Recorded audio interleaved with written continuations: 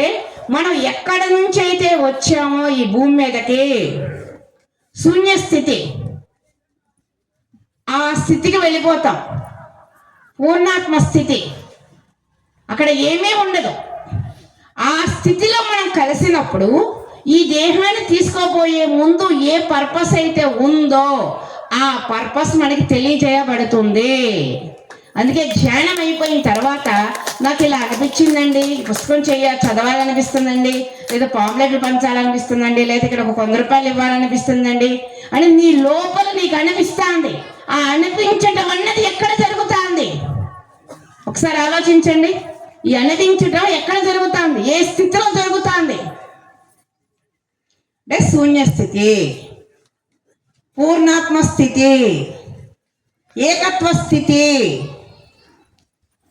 మరి ఆ స్థితిలో మనకి రావాలి అంటే మన శ్వాస మీద ధ్యాస పెట్టాల్సిందే. మన శ్వాస మీద మనం ధ్యాస. చాలా మంది అంటారు ఫ్లూట్ మెడిటేషన్, గైడెడ్ మెడిటేషన్, ఆ మెడిటేషన్, ఈ మెడిటేషన్ అని. మనం అలవాటు పడటానికి స్టార్టింగ్లో ఇవన్నీ పెట్టుకుంటాం. ఒక్కసారి ఫ్లూట్ పెట్టుకొని చూడండి, ఒకసారి ఫ్లూట్ లేకుండా చేసి చూడండి, రెండింటికి డిఫరెన్స్ మీకే అర్థమైపోతుంది. అందుకని శ్వాస మీద ధ్యాస, సరి అయిన ధ్యానం మీరు చేస్తూ ఉంటేనే మీ పురోగమనం అన్నది ఉంటుంది. అది లేకపోతే ఏమీ ఉండదు. వచ్చామా పొయ్యామా, వచ్చామా పొయ్యామా అన్నట్టే ఉంటుంది. ఇన్ని జన్మలు, ఇన్ని యుగాలు ఇలాగే చేసాం. ఇప్పటికైనా కళ్ళు తెరుద్దాం, ఇప్పటికైనా కళ్ళు తెరుద్దాం. నా ఎక్స్పీరియన్స్ చెప్తానండి. నేను ఏది ఎదుట చేతి అసలు నమ్మనండి. నాకున్న పెద్ద జబ్బది. చిన్నప్పటి నుంచి అమ్మ అవని, బాబు అవని, స్కూల్లో టీచర్లు అవని, ఎవరన్నా అవని, వాళ్ళు చెప్పింది మనం చెయ్యం, మనకు నచ్చితేనే మనం చేస్తాం.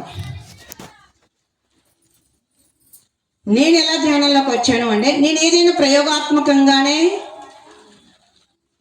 నమ్ముతాను, చేస్తాను. కృష్ణుడు అంటే చాలా ఇష్టం, నమ్మకం. ఎందుకు నమ్మానో కూడా చెప్తానండి నా అనుభవంలో. నేను 2005 సంవత్సరంలో ధ్యానంలోకి వచ్చాను.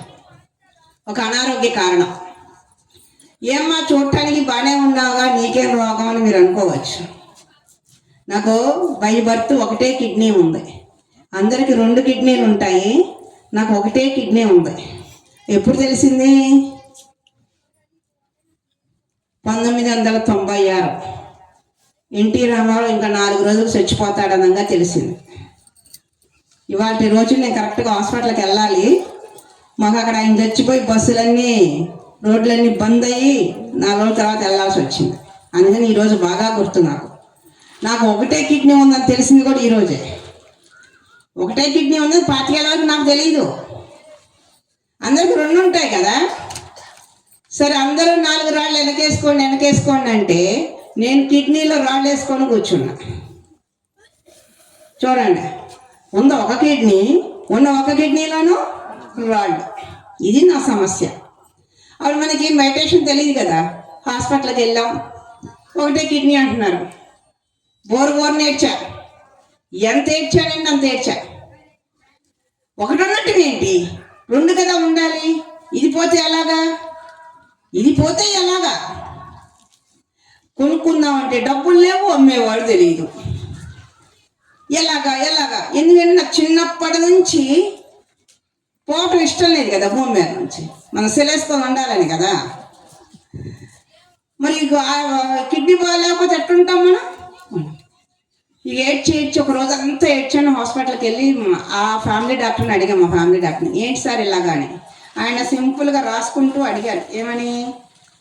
నీకు తెలియకుండా 25 ఏళ్ళు ఉన్నావు, తెలిసి 75 ఏళ్ళు ఉంటావు, పో రాళ్లేగా అన్నాడు. ఈజీగా చెప్పాడండి. నిజంగా ఒక మాట జీవితాన్ని నిలబెట్టిద్ది అనటానికి అది ఒక మాట. అది ఇంకొంతమంది అయితే ఒకటే కిడ్నీ, జాగ్రత్త అని చాలా ఇదిగా ఉంది. ఎవరి సానుభూతి మనకు పనికిరాదండి. అలాగే మనం ఇచ్చే సానుభూతి ఎదుటి వాళ్ళకి కూడా పనికిరాదు. అందుకని ఎక్కడికి వెళ్ళినా సానుభూతి చెప్పద్దు, ఎవరికి చూపించద్దు, ధైర్యాన్ని ఇవ్వండి. అయితే ఇంక సరే ఇంకా వెళ్ళిపో అన్నాడు కదా, ఇంకేం వస్తాం బయటకు వచ్చి అనుకున్నా. తెలియకుండా 25 ఏళ్ళు హ్యాపీగా ఉన్నాను. ఇప్పుడు తెలిసింది, ఏడుస్తున్నా. పొజిషన్ లోపల అలాగే ఉంది, ఏం మార్పు లేదు. ఇప్పుడు ఏడుస్తున్నా. అసలు దుఃఖం మనసుగా శరీరానికా? మనసుకి. ఆ మనసుని సరిచేసేదే ధ్యానం. ఆ రోజు మనకు తెలియదు అనుకోండి. ఇంకా ఆ రోజు అనుకున్నా 2 కిడ్నీలు ఉన్న వాళ్ళు మాత్రం ఎంతకాలం ఉంటారు, ఏదో ఒక రోజు పోవాల్సిందే కదా అనుకొని పోయినాడు. ఎవరు ఏడుస్తారు? వాళ్ళు ఎవరో ఏడుస్తారు, ఎవరున్నారో వాళ్ళు ఏడుస్తారు. వాళ్ళు ఏడ్చారు, నేను ఎందుకు ఏడవాలి ఇప్పటి నుంచి? నేను పోతే నేను ఆడవను కదా, నేను పోతే నేను ఆడవను కదా. అందుకని ఏడవటం ఆపేసి సొల్యూషన్ ఏంటంటే హాస్పిటల్కి వెళ్ళాం, సర్జరీ చేయించుకున్నా. రోజు పత్యం చేయాలన్నారు, రోజు 5-6 లీటర్లు నీళ్ళు తాగాలన్నారు, కొన్ని పదార్థాలు తినద్దు అని పెద్ద లిస్ట్ ఇచ్చారు. వయసు చూస్తే 25 ఏళ్ళు. తిండంటే మహా ఇష్టం. అలాంటిదాన్ని అయి తినద్దు అంటే ఏందన్నా? అయినా సరే ప్రాణం నాది కదా, తప్పకుండా పాటించేదాన్నండి. ఇంక మీలాగా ఫ్రెండ్స్ బంధువులు ఉంటారుగా, నన్ను చూడగానే బోల్డ్ అంత సానుభూతి. అయ్యో ఒకటే కిడ్నీ అంట కదా జాగ్రత్త, అయ్యో ఒకటే కిడ్నీ అంట కదా జాగ్రత్త. నిజంగా జీవితంలో ఎన్ని కష్టాలైనా భరాయించవచ్చు, కానీ ఎదుటి వాడి సానుభూతి మాత్రం భరాయించలేమండి. ఏం చేస్తాం, అందరూ నా వాళ్ళే, ఏమనలేక భరాయించేదాన్ని. 8 సంవత్సరాలకి మళ్ళీ రెండోసారి వచ్చినాయి. రెండోసారి వస్తే మళ్ళీ హాస్పిటల్కి పరిగెత్తా. అప్పుడు డాక్టర్ గారు ఏమన్నారంటే, లాప్రోస్కోపీ చేయాలమ్మా, 40 ఏళ్ళు ఖర్చు అవుతాయి అన్నారు. ఆపరేషన్ చేయటానికి కుదరదు, ఒకసారి అయిపోయింది కాబట్టి అని.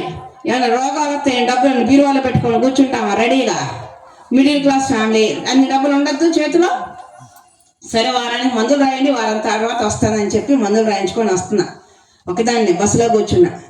ఒక ఆలోచన అండి నా జీవితాన్ని మార్చేసింది. ఒకసారి సర్జరీ చేయించుకున్నా, ఎంత జాగ్రత్తగా ఉన్నానో నాకు తెలుసు.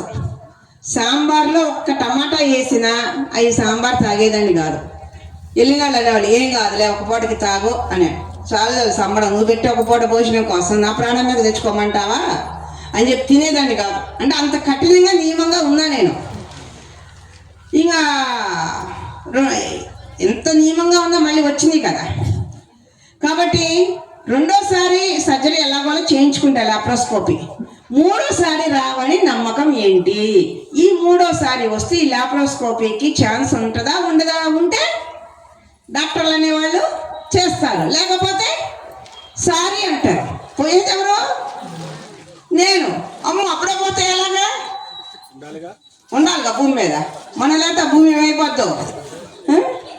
అందుకని ఈ డాక్టర్ వద్దు, ఈ మందులొద్దు. బస్సు దిగేలోపు 40 నిమిషాల్లో డిసైడ్ అయిపోయా, నో డాక్టర్ నో మెడిసిన్. పత్రికారు అందించిన పిరమిడ్ 18 ఆధార సూత్రాల్లో ఒకటి నాకు తెలియకుండానే నేను ఫాలో అయ్యా. ఇంకా హాస్పిటల్ దిగి ఒక హోమియోపతి, ఒక ఫ్రెండ్కి ఫోన్ చేస్తే హోమియోపతి పలానా దగ్గర తగ్గుతున్నాయి అన్నారు. వెళ్ళా, వారం అన్నారు, పత్యం అన్నారు, చేస్తున్నా వాడుతున్నా. 6 నెలలైంది, 7 నెలలైంది, ఏం ఫలితం లేదు. ఇంకా కొంచెం పెరిగింది. అప్పుడు ఏం హోమియోపతి డాక్టర్ నా దగ్గరికి రావద్దమ్మా, నా దగ్గర ఉన్న మందులన్నీ వాడేశాను, నీ సావు నువ్వు జావు అన్నారు. ఇంగ్లీష్ డాక్టర్ దగ్గరికి వెళ్ళటం మనకిష్టం లేదు, హోమియోపతి డాక్టర్ ఏమో రావద్దు అన్నారు. ఏం చేయాలో తెలియని ఒక అయోమయ పరిస్థితిలో 2005వ సంవత్సరంలో మా పక్క వీధిలోనే పిరమిడ్ ధ్యాన కేంద్రం ఓపెన్ చేస్తున్నారు. స్వామీజీ వస్తున్నారు, ధ్యానం చేస్తే రోగాలు తగ్గుతాయట, ఫ్రీ అన్నారు. ఫ్రీ అనగానే అట్రాక్ట్ అయ్యాం మనం. డబ్బులంటే వెళ్ళేదన్నో లేదో కానీ సరే ఈ స్వామీజీ ఏంటో చూద్దాం కదా అని వెళ్ళా. స్వామీజీ అంటే ఎట్లా ఉండాలి? రుద్రాక్షలు ఉండాలి, విభూది రేఖలు ఉండాలి, కాషాయ బట్టలు ఇవన్నీ ఉంటే ఒక స్వామీజీ. తీరా వెళ్ళి చూస్తే పత్రికారి దగ్గర గడ్డం తప్ప ఏమీ లేదు. స్వామీజీ అన్న భావన కలగల. లైన్లో నుంచోబెట్టారు, షేక్ హ్యాండ్ ఇస్తూ వస్తున్నారు. మన ఇంట్లో తాతగారు లాగా ఉన్నారు, పెద్ద ఆయనే. ఈయనేంటి ఆడా చేతులు పట్టుకుంటాడు అనుకున్నా. తెలియలా, ఎందుకంటే ఆ మహాత్ముడి విలువ తెలియలా. ఆ తర్వాత ఆయన ఎప్పుడు షేక్ హ్యాండ్ ఇస్తారా అని ఎదురు చూసేదాన్ని. సరే అక్కడికి వచ్చి 400-500 మంది వచ్చారు. ఆయన చెప్పేదాని మీద తప్పు అయితే అంతమంది ఎందుకు వస్తారు అంటే సంథింగ్ ఏదో ఉంది. పెద్ద పెద్ద డాక్టర్లు వచ్చారు, బాగా డబ్బున్న వాళ్ళు వచ్చారు. అందరూ ఒకటే చెప్తున్నారు, ధ్యానం సర్వరోగ నివారణి, ధ్యానం సర్వరోగ నివారణి అని వాళ్ళ అనుభవాలన్నీ చెప్తున్నారు. ప్లస్ మనకి ఈ ధ్యానాలకు రాకముందు దేవాలయాల చుట్టూ గిర్రా గిర్రా తిరిగిన వాళ్ళం మనం. అక్కడ ధ్యానం సమర్పయామి అనే పదం మనకి తెలుసు, అర్థం తెలియదు కానీ ఆ పదం తెలుసు. అంటే ధ్యానం గొప్పది, ధ్యానం గొప్పది, అది అది మైండ్లో ఉంది. సరే, డబ్బున్నోళ్ళు చదువుతున్నారు, డాక్టర్లు చదువుతున్నారు, ఈ స్వామీజీ చెప్తున్నాడు మనకు ప్రాబ్లం ఉంది, బయటికి పోతే డబ్బులు కట్టాలి, ఇక్కడ ఫ్రీ. ఇన్ని రకాలుగా ఆలోచించి రేపు నుంచి ధ్యానానికి వద్దామని వెళ్ళిపోయా. చూడండి, నా రోగం నేను తగ్గించుకోవడానికి నేను ఇంతగా ఆలోచించాను. తెల్లారి 10 నుంచి 1 గంట వరకు ఆ కేర్ సెంటర్ టైమింగ్స్. నాకు ఇంట్లో పని అయ్యేసరికి 10, 12, 12:30 అయ్యేది. అరగంటకి వెళ్ళి ఏం చేద్దాంలే, రేపు ఎందలాడ వెళ్దాంలే అనుకునేదాన్ని. తెల్లారి అదే మామూలు. ఎందుకు పని అయ్యేది కాదు అంటే టీవీ సీరియల్స్ పిచ్చి తెగుండేది అప్పుడు. ఈ సీరియల్ అయ్యాక ఈ సీరియల్ అయ్యేది లేదు, మనం పోయేది లేదు. ఇదొక కారణం. అయితే ఇంకొక కారణం ఏంటి అంటే, ధ్యానం అనే గొప్ప మార్గంలోకి మనం వెళ్ళాలి అంటే మాంసాహారం మానేయాలి. ఇది నాకు నేను పెట్టుకున్న నియమం, నాకు ఎవరు చెప్పలా. ఎందుకు అని అంటే, అంతకుముందు గుడికి వెళ్ళిన రోజున మాంసం తినం, వండం, ఇంట్లో పూజ చేసుకున్న, గుడికి వెళ్ళిన. మరి భగవద్గీతలో కృష్ణుడు చెప్తాడు ఏమని, కోటి పూజ సమం ఒక స్తోత్రం, కోటి స్తోత్ర సమం ఒక జపం, కోటి జప సమం ఒక ధ్యానం అన్నాడు.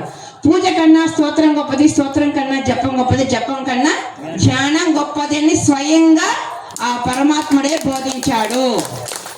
మరి సాధారణమైన పూజకే మాంసాహారం మానేస్తున్నామే, మరి పూజ కన్నా ఎన్నో రెట్లు ధ్యానం, ఈ ధ్యానంకి వెళ్ళాలంటే ఇది మానేయాలి. ఏం మానేస్తాం? చిన్నప్పటి నుంచి తినే అలవాటు ఉంది, మానేయలేక రేపు అని వాయిదా వేస్తున్నాం. అందులో మనకు వాయిదా పద్ధతులు అంటే బోల్డ్ అంత ఇష్టం కదా. అలా 24 రోజులు వాయిదా వేసా. అటు హోమియోపతి వాడట్లేదు, ఇటు ధ్యానము చేయట్లా. ఆల్రెడీ స్టోన్ పెరిగింది. ఇంకా భయం వేసింది, చచ్చిపోతాను నేను భయం వేసి, బతకాలని ఒకే ఒక కోరిక, బతికేం చేయాలో తెలియదు, నేను మాత్రం భూమి మీద ఉండాలి అని ఒకే ఒక కోరికతోటి ఏమైనా సరే రేపు నుంచి ధ్యానానికి వెళ్దామని డిసైడ్ అయ్యా గట్టిగా. రేపు ఎందుకు అని అంటే, వెళ్ళామంటే తినాం కదా, ఇవాళ తెచ్చుకొని తినేసి శుద్ధి చేసుకుందాం అని చెప్పేసి. మరి నేను చేసింది అప్పుడు అదే. ఈ మొత్తంగా ఎట్టబట్టి తెల్లారి ధ్యానానికి వెళ్తే ఎదురుగుండా గౌతమ్ బుద్ధుడి ఫోటో కనపడుతుంది. అంతకుముందు ఏ ఆ గుడికి వెళ్ళినా ఏ భగవంతుల్లో అలంకరణ ఆభరణాలే కనపడాయి తప్ప మొహం కనపడలేదు. ఆ మొహంలో ఏముందో నేను చూడలేదు. బుద్ధుడు మాత్రం చాలా ప్రశాంతంగా ఉన్నాడు. చూడగానే అసూయ కలిగింది. నేనేమో రోగం వచ్చి వస్తాండి, నువ్వెందుకు అక్కడ అంత ప్రశాంతంగా ఉన్నావు అని. అంటే క్వశ్చన్ రాగానే ఆన్సర్ నా లోపల నుంచి వస్తుంది. ఏమని? ఆయన ధ్యానం చేశాడు, ధ్యానం చెప్పాడు. 10 మంది మేలు కోరితే భగవంతుడు మన మేలు కోరతాడని అంటారు కదా. ఆయన సమస్త మానవాళి మేలు కోసమే రాజ్యాన్ని, బిడ్డని, భార్యని వదిలేసి 6 సంవత్సరాలు కఠినంగా సాధన చేసి గురువుని కలిసి చివరికి ఆనాపానాసతి ధ్యానాన్ని తెలుసుకున్న క్షణం నుంచి చివరి క్షణం వరకు బోధ చేస్తూనే ఉన్నాడు. అందుకే ఆయన అంత ప్రశాంతంగా ఉన్నాడు. మనం కూడా ఎవరికన్నా మన ఇంట్లో పనిచేసే వాళ్ళకో ఎవరికో అవసరార్థం ఒక 1000 రూపాయలు ఇచ్చాం, తిరిగి మళ్ళీ మనకి ఇస్తారు. అమ్మ నువ్వు ఇవ్వటం వల్లే మాకు అవసరం తీరిందని థ్యాంక్స్ అమ్మా అని చెప్పింది. అప్పుడు మనకి ఎలా ఉంటుందండి? మన మనసు 1000 ఏనుగుల బలం వచ్చింది మనకి. మన డబ్బులు మనకు వచ్చి కూడా కదా. మరి ఆయనకి ఏమి ఇచ్చాం ఆ బుద్ధుడికి? మనం ఆయన అన్నీ వదిలేసి వచ్చి చక్కగా మన కోసం చేస్తే మరి ఆయన ముఖం ప్రశాంతం. ఇవన్నీ నా లోపల నాకు అర్థమవుతున్నాయి. ఓహో, ధ్యానం చేస్తే చెప్తే ఇలా ఉంటామా, చెప్పడం సంగతి తర్వాత, ముందు ధ్యానం చేద్దాం అనుకొని బుద్ధుడిని చూస్తూ అనుకున్నాను అనమాట. నేను ఇంకెక్కడికి వెళ్ళను, ఏ మందులు మింగను, నీ దగ్గరికే వస్తా, నీ ధ్యానమే చేస్తా, నేను భూమి మీద ఉండాలి, నాకు ఈ రోగం వద్దు అనే మనస వాచ కర్మణ శరణాగతై లోపలికి ఎలా చేయాలో అక్కడ వాళ్ళు చెప్పారు. చెప్పి ఎవరి వయసు ఎంతో అన్ని నిమిషాలు చేయాలి అన్నారు. నేను గంట చేస్తా అని చెప్పాను. గంట అంటే ఎంతసేపులో 2 సీరియల్ చూసినంతసేపేగా అనుకున్నా. సీరియల్ ఏముందంటే చుట్టుకుని అయిపోద్ది. లోపలికి వెళ్ళి కూర్చుంటే మరి మీకు ఎలాంటి ఆలోచనలు వచ్చినాయో నాకు తెలియదు, కానీ నాకు మాత్రం అసలు కళ్ళు మూసుకుంటే రోగాలు తగ్గటం ఏంటి నా పిచ్చి. కానీ కళ్ళు మూసుకుంటే రోగాలు తగ్గేటట్టయితే ఇన్ని హాస్పిటల్స్ ఎందుకు, ఇన్ని మెడికల్ కాలేజీలు ఎందుకు? అందులో హైదరాబాద్లో పెద్ద పెద్ద మెడికల్ కంపెనీలు ఉన్నాయి, వీళ్ళందరికీ తెలియదా? ఈ పెద్ద ఆయనకి ఒకటికే తెలుసా? ఈయన మాట నమ్మి నేను వచ్చి పిచ్చిదాన్ని ఒకవేళ ఇక్కడ తగ్గలేదనుకో ఎక్కడికి వెళ్ళాలి, వాళ్ళు 40 ఏళ్ళు అడిగారు కదా, ఇంకెవరు తక్కువ చేస్తారు, ఈ డబ్బులు ఎలా సమకూరు, ఇవన్నీ ఆలోచనలు. ఇన్ని ఆలోచన వస్తే ధ్యానం అంటారా? కాదు. మరి సమయం దండదు కదా. సరే అమ్మో ఇన్ని ఆలోచనలు చేశా కదా, అరగంట అయ్యి ఉంటుందిలే అనుకోండి, కళ్ళు తెరిచి వాచ్లో టైం చూసుకున్నానండి, 5 నిమిషాలు అయింది. మొట్టమొదటి రోజు నేను కళ్ళు మూసుకుంది 5 నిమిషాలు. ఇప్పుడు ఇలా కూర్చుంటే సింగిల్ సిట్టింగ్ 24 గంటలు, 50 గంటలు, 72 గంటలు చేయగలనండి.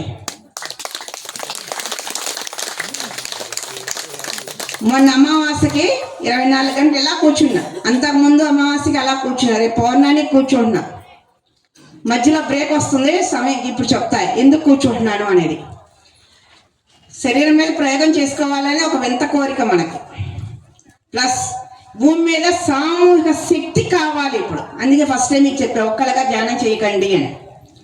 గ్రూప్ చైతన్యం కావాలి. నవంబర్లో వచ్చే కార్తీక పౌర్ణానికి మహేశ్వర మహాపిరమిడ్ పెడతాల్లో 24 గంటలు సింగిల్ సిట్టింగ్ చేసే వాళ్ళకి మాత్రమే ఆ రోజు ఆ పిరమిడ్లో ఎలా చేస్తాం. అంత పెద్ద పిరమిడ్లో అన్ని వేల మందితో మనం ధ్యానం చేయటం అన్నది ఎంత గొప్ప విషయం. అయ్యో అమ్మాయి మాకు అలవాట్లేదుగా, ముందే చెప్పకపోతే అని నన్ను దీర్ఘాలు తెస్తారేమోనని ముందుగా చెబుతున్నాం. ఇప్పటి నుంచి ప్రతి పౌర్ణానికి, ప్రతి అమావాస్యకి, ఇవాళ 3 గంటలు కూర్చున్నారా, నెక్స్ట్ వచ్చే పౌర్ణానికి 5 గంటలు కూర్చోండి, నెక్స్ట్ వచ్చే అమావాస్యకి 7 గంటలు కూర్చోండి, తర్వాత 9 గంటలు, వాళ్ళకి 2 గంటలు 3 గంటలు పెంచుకుంటూ రండి. నవంబర్ నాటికి 24 గంటలు కూర్చోగలరు. అన్ని వేల మందితో 24 గంటలు కూర్చుంటే ఈ భూమి మీద ఒక ఎనర్జీ అన్నది బూస్ట్ అవుతుంది, ఒక భూ పరిణామం అన్నది జరుగుతుంది. వ్యక్తి మార్పే వ్యవస్థ మార్పు, వ్యవస్థ మార్పే భూ పరిణామం. అందుకు ఆ రోజు సిద్ధం కావాలి అంటే ఇప్పటి నుంచే మన శరీరాన్ని, మనసుని, బుద్ధిని ముందుగానే మనం చేసుకుంటూ అలవాటు చేసుకోవాలి. ఒకసారిగా కూర్చోలేము మనం. అందుకు ఇందాక ఆ విషయం చెప్పాను. కార్తీక పౌర్ణానికి ఈ బంటుమిల్లి నుంచి మరి ఎంతమంది వస్తారో చూస్తా. ముందుగానే పేర్లు ఇవ్వాలి అక్కడ. నేను 23:30 గంటలే కూర్చుంటాను కూడా not allowed. Single sitting, no bathroom కూడా వెళ్ళడానికి లేదు. ముందు రోజే ఒక పూట ముందు నుంచి నీళ్లు తాగటం, తినటం ఆపేస్తే 24 గంటల బాత్రూమ్కి వెళ్ళేది అవసరం ఉండదు.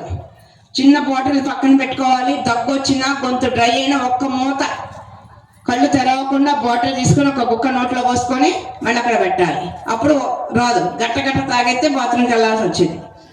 అర్థమైందా? ఎక్కువసేపు ధ్యానం చేయాలనుకున్న వాళ్ళకి ఓ 3-4 గంటల ముందు నుంచి అన్ని మానేస్తే ఎక్కువసేపు ధ్యానం చేస్తాం. ఇలా ప్రాక్టీస్ చేయండి మీ ఇళ్లలో గ్రూప్ పెట్టుకొని. అయితే నేను మళ్ళీ కళ్ళు మూసుకున్నా, 5 నిమిషాలే కదా, ఆడవాళ్ళకేమో గంట కూర్చున్నా అని చెప్పొచ్చాక మళ్ళీ పోతే అడగరు నన్ను వాళ్ళు. అందుకని చెప్పేసి మళ్ళీ కళ్ళు మూసుకొని కూర్చున్నా. ఇది కుడి ఎడంగా ఇవే ఆలోచన. ఈసారి 10 నిమిషాలు గడిచింది, మళ్ళీ కళ్ళు మూసుకున్నాం. మళ్ళీ ఒక గంట గడవాలి అంటే 5-6 సార్లు కళ్ళు తెరిచిందని నేను. మొత్తానికి గంట గడిచింది. అమ్మయ్య నేను ఊపిరి పిలుచుకొని రైలు ఇంటికి పరిగెత్తా. ఎందుకంటే ఇప్పటికే 2 సీరియల్ పోతుంది, మళ్ళీ 3వ సీరియల్ ఎక్కడ పోతుందో అన్న భయం. సో అలా రోజు వస్తున్నా. ఒక వారం అయ్యాక అక్కడ వాళ్ళు అన్నారు కదా, నీకు అనారోగ్యం ఉంది కాబట్టి ఇంకో గంట వస్తే బాగుండు అన్నారు. 4 దుంపలదేగా 1 గంట రావడానికి నేను 2 సీరియల్ మానేస్తున్నాను అని మనసులో వాళ్ళని తిట్టుకొని, అయినా నా గురించే కదా వాళ్ళు చెప్పింది అనుకొని ఏ సీరియల్ అయితే సరిగా చూడండి ఆ సమయంలో ధ్యానానికి వెళ్ళేదానండి. ఉదయం 1 గంట, సాయంత్రం 1 గంట క్రమం తప్పకుండా వెళ్ళేదాన్ని. ఎందుకు క్రమం తప్పలేదు? బుద్ధుడికి మాట ఇచ్చా కదా నేను. బుద్ధుడికి నేను మాట ఇచ్చాను. ప్లస్ ఇంకొకటి పత్రికారు అన్నారు, ధ్యానం సర్వరోగ నివారణి అని. ఆయన చెప్పినట్టు చేద్దాం, తగ్గిద్ది. తగ్గలేదనుకో గల్లా పట్టుకొని అడగచ్చు, ఏమయ్యా నువ్వు చెప్పినట్టు చేసా ఎందుకు తగ్గలేదు అని అడిగే రైట్ మనకు ఉంటుంది. అదొక కారణం. ఇంకోటి కృష్ణుడు చెప్తాడు, నువ్వు ఏం చేసినా ఫలితం నీకే ఇస్తాను, పక్కోడికైతే ఇవ్వను అని. నేను ధ్యానం చేస్తున్నా, ధ్యాన ఫలితం ఎవరికి వచ్చింది? నాకే వచ్చింది. పక్కోడికైతే ఇవ్వడు కదా, కృష్ణుడు కదా చెప్పింది. నమ్మకం ఆయన అంటే నమ్మకం. కాబట్టి కర్మలు చేయడమే నీ వంతు, ఫలితాన్ని ఆశించవద్దు అన్నాడు. నువ్వు అడిగినా అడగకపోయినా నీ ఫలితం ఎక్కడ ఇవ్వాలో, ఎలా ఇవ్వాలో, ఎప్పుడు ఇవ్వాలో నాకు తెలుసు అన్నాడు ఆయన. ఆయనకి తెలుసు కదా. కాబట్టి నా జ్ఞాన ఫలితం ఆయన దగ్గర ఉంది, ఇస్తాడు, నాకే ఇస్తాడు. కృష్ణుడి మీద నమ్మకం, పత్రిక తగ్గకపోతే అడగచ్చని, బుద్ధుడికి మాట ఇచ్చానని, నాకు రోగం ఉందని డైలీ వస్తున్నా. ఇంకొక వారం అయినాక నాతో పాటు ధ్యానానికి వస్తారు కదా, వాళ్ళేమో నాకు ఆ కలర్ కనపడింది, ఈ కలర్ కనపడింది, వాళ్ళు కనిపించారు, వీళ్ళు కనిపించారని స్టోరీలు చదువుతున్నారు. మనం చూద్దామా అంటే ఒక స్టోరీ రావట్లా. వస్తున్నా, కూర్చుంటున్నా, గంట గడుస్తుంది, వెళ్ళిపోతున్నా. మరి నేను చేసేది కరెక్ట్ కాదా? రోగం తగ్గదు. అడుగుదామా? మొహం ఆటం, ఏంటి శ్వాసమే జాస్తి తెలియదా అని ఎక్కడ ఎగతాలు చేస్తారు అని అడగలేక మొత్తానికి 40 రోజులు లాక్కొచ్చా. ఏం తగ్గల.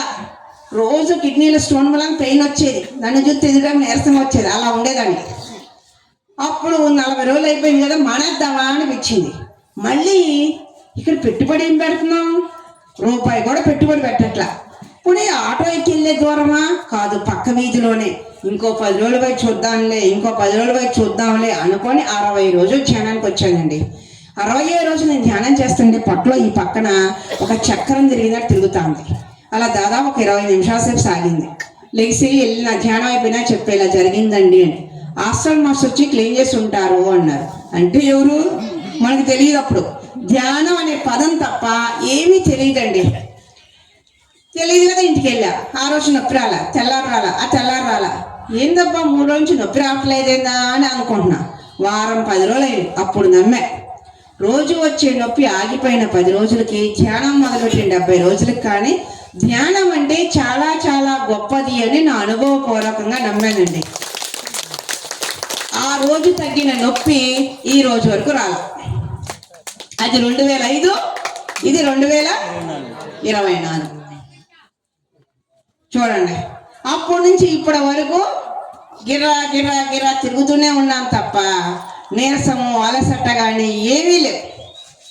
మెడిసిన్ వదిలేశాను, మెడిటేషన్ పట్టుకున్నా. ధ్యానాన్ని మనం ఎంత నమ్మితే, ఎంత సాధన చేస్తే అంత ఫలితం తిరిగి మనకే వస్తుంది.